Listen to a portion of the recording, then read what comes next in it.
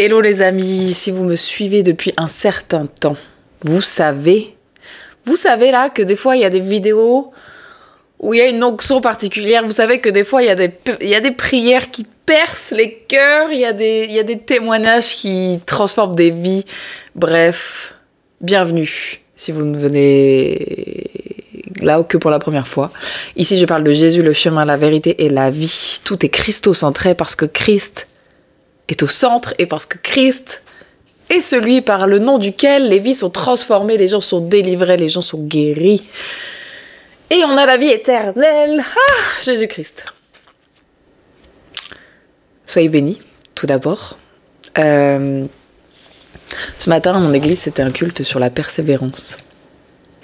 J'étais assise là, en train de mettre le bazar avec ma meilleure pote, bien évidemment, comme d'habitude. Non, c'est vrai que ça fait longtemps qu'on s'était pas retrouvés toutes les deux à un culte. Et à tel point, comme d'habitude, que les gens sont venus nous voir à la fin du culte en mode « Hey, vous êtes en forme, hein, vous êtes motivés, vous êtes zélés pour le Seigneur, bien sûr. » Quand on a deux, on danse comme David. Bref, ça c'était le petit clin d'œil. J'étais assise là, en train d'écouter le sermon, et je me disais « Mais Seigneur, la persévérance là,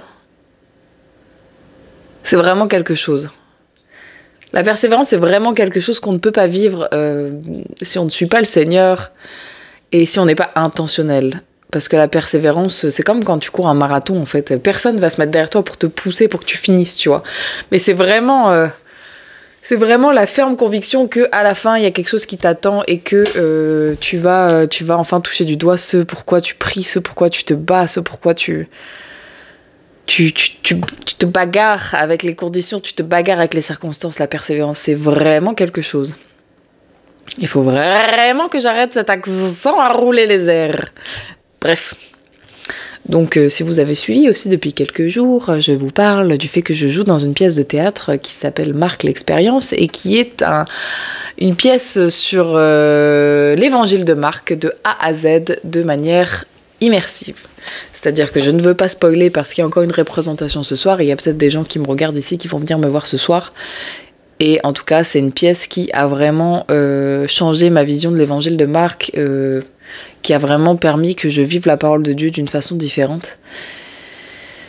Et parmi tous les rôles un peu spéciaux que je joue la femme à la paire de sang. Voilà. Donc quand on parle persévérance, comment ne pas penser à cette femme ? Et je vais vous lire dans l'évangile de Marc, là où Marc parle de cette femme. Il est écrit dans la parole de Dieu, dans Marc chapitre 5, à partir du verset 25. La parole de Dieu dit « Or, il y avait une femme atteinte d'hémorragie depuis 12 ans. Elle avait beaucoup souffert entre les mains de nombreux médecins. Elle avait dépensé tout ce qu'elle possédait, mais cela n'avait servi à rien. Au contraire, son état avait plutôt empiré. Elle entendit parler de Jésus, vint dans la foule par derrière et toucha son vêtement. Car elle se disait, même si je ne touche que ses vêtements, je serai guérie. À l'instant même, son hémorragie s'arrêta, et elle sentit que dans son corps qu'elle était guérie de son mal. Jésus se rendit aussitôt compte qu'une force était sortie de lui. Il se retourna au milieu Du coup, je suis en mode... Je vis l'évangile, tu vois, quand je suis en train de le dire, je suis en train de penser au moment où on joue ça, quoi. Jésus se retourna au milieu de la foule et dit « Qui a touché mes vêtements ?» Ses disciples lui dirent « Tu vois la foule qui te presse et tu dis « Qui m'a touché ?» Jésus regarda autour de lui pour voir si celle qui lui avait fait cela. La femme effrayée et tremblante, sachant ce qui lui était arrivé, vint se jeter à ses pieds et lui dit toute la vérité. Alors il lui dit « Ma fille, ta foi t'a sauvée. Pars dans la paix et sois guérie de ton mal. » J'ai des frissons, genre vraiment j'ai des frissons. Parce qu'en plus vraiment le frère qui joue Jésus, il est ouin. Il connaît son texte par cœur, il parle avec autorité, avec amour et tout. Quand t'es là, t'es à ses pieds en train de pleurer en mode...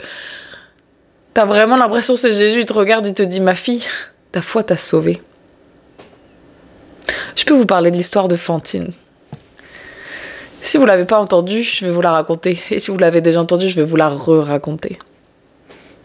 Fantine, il y a 3 ans, elle était dans un degré de dépendance affective, elle n'en pouvait plus. Je passais mon temps à chercher l'amour à gauche, à droite. La perte de sang, là, de cette femme, moi, c'était l'hémorragie de mon cœur. L'hémorragie de mon cœur, j'arrivais pas à combler le vide. J'arrivais pas à combler le trou, j'arrivais pas à être aimée, j'arrivais pas à être heureuse. Je courais toujours après quelque chose qui allait potentiellement, peut-être avec un peu de chance, me remplir et me rendre joyeuse. J'étais en train de réfléchir tout à l'heure. Quand j'ai rencontré Jésus, j'avais 29 ans. Si on est à 12 ans, ça voulait dire que j'aurais commencé à chercher l'amour à 17 ans. Alors que c'est faux. J'ai commencé à chercher l'amour auprès des garçons. J'avais 14 ans. Même pas. Donc voilà. Donc toute ma vie, je me suis débattue avec ça. Toute ma vie, je me suis débattue avec ça. Toute ma vie, je me suis débattue avec ça. Et le jour où j'ai donné ma vie à... Bon, c'est pas vraiment le jour où j'ai donné ma vie à Jésus, mais le jour où j'ai fait ma première prière. J'ai dit, toi là, si t'existes, fais quelque chose parce que je vais me foutre en l'air. Alors, j'avais pas un Jésus physique en face de moi, son temps était passé sur terre. Mais il y avait Jésus dans ma pièce, hein. Il y avait Jésus avec moi ce jour-là, hein. Il était là, clairement. Et cette prière que j'ai faite... Plus j'y pense, plus je me dis, mais j'étais tellement irrespectueuse par rapport à Dieu et par rapport à... Mais je le connaissais pas différemment, donc... Et cette prière qui a changé ma vie entière. Toi, là, si t'existes, fais quelque chose parce que moi, je vais me foutre en l'air. Le soir même, j'ai ma délivrance. Le soir même, la paix de Dieu est rentrée dans mon cœur et ne l'a plus jamais quittée. Je suis hyper émue parce que quand j'étais au pied de ce Jésus acteur, comment ne pas repenser à tout ce que le Seigneur m'a permis de vivre? Comment ne pas repenser à quel point je suis en train de vivre dans une saison où le Seigneur il est en train de répondre aux prières que je fais depuis plus d'1 an? Il est fidèle. Il est tellement fidèle. Mon frère, ma soeur, je sais pas pourquoi tu pries depuis tout ce temps, je sais pas pourquoi tu luttes, je sais pas. Mais aujourd'hui... Aujourd'hui, c'est le moment. C'est le moment de saisir par la foi. De saisir par la foi, de toucher le vêtement de Jésus, de te jeter à ses pieds. Donne-lui ton cœur, donne-lui ton cœur. Jésus est fidèle. Continue de te battre, continue d'avancer. C'est pas grave si c'est un demi-pas après un demi-pas, si tu vides 2 cm par jour. C'est pas grave si des fois tu recules. C'est pas grave, continue à le suivre. Quand je vous dis le Seigneur est fidèle, je n'ai même pas assez de ma bouche et de mon cœur et de mon âme pour témoigner de ce qu'il fait dans ma vie.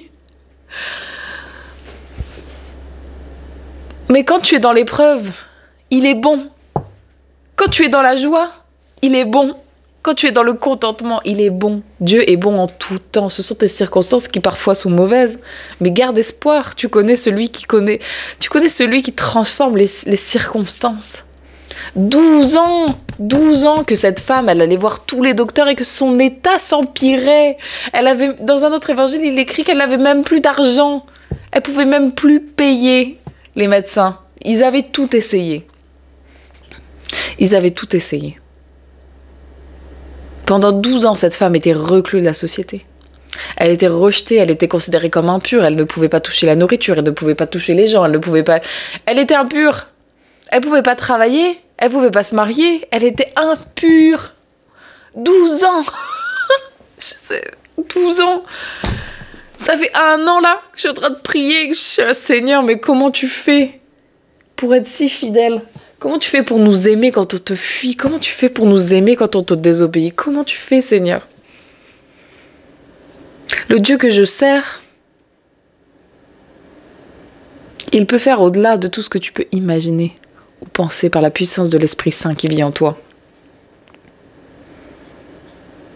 Je prie aujourd'hui que la grâce de la guérison te localise, que tu ailles te jeter aux pieds de Jésus.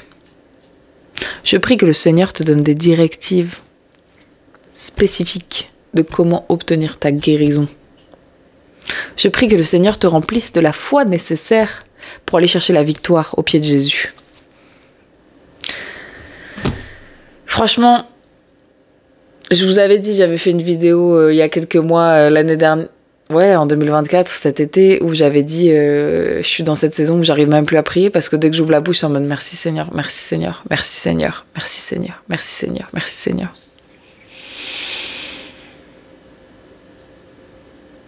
Le Seigneur est fidèle. Le Seigneur est fidèle. Ma fille, ta foi t'a sauvée. Ma fille, ta foi, ça t'a sauvée. Et en plus, ta foi là, elle te sauve toi, mais elle sauve les gens autour de toi. Ta foi, elle peut faire que Dieu va soulever des montagnes, va aplanir les sentiers, va toucher les cœurs des gens que tu aimes. Ta foi en Jésus-Christ de Nazareth, elle peut transformer les vies au-delà de tout ce que tu peux penser ou imaginer. Voilà, on est là sur YouTube en train de discuter, mais je sais que ce que le Seigneur il fait dans vos vies quand vous écoutez ces vidéos, ça me bénit. Plus que vous, ça ne vous bénit. Vous avez même pas idée. Vous avez même pas idée. Quand j'entends des Fantine, des anciens élèves, qui me disent « Fantine, je me rapproche de Dieu en regardant tes vidéos. » Mais quelle grâce! Bref. Je prie que si vous avez perdu espoir, si vous avez perdu la foi, si vous écoutez cette vidéo en vous disant hey, c'est bon, elle m'a gavé avec ses happy endings et tout. Mais le truc que vous aurez ici avec moi, c'est que quand les jours seront mauvais, je viendrai ici à vous témoigner à quel point de Dieu est bon.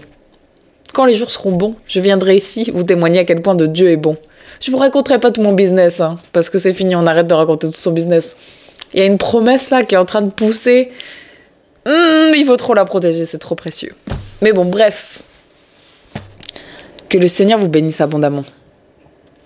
Et Dieu est fidèle. Genre vraiment, croyez-y. Croyez-y. Soyez bénis.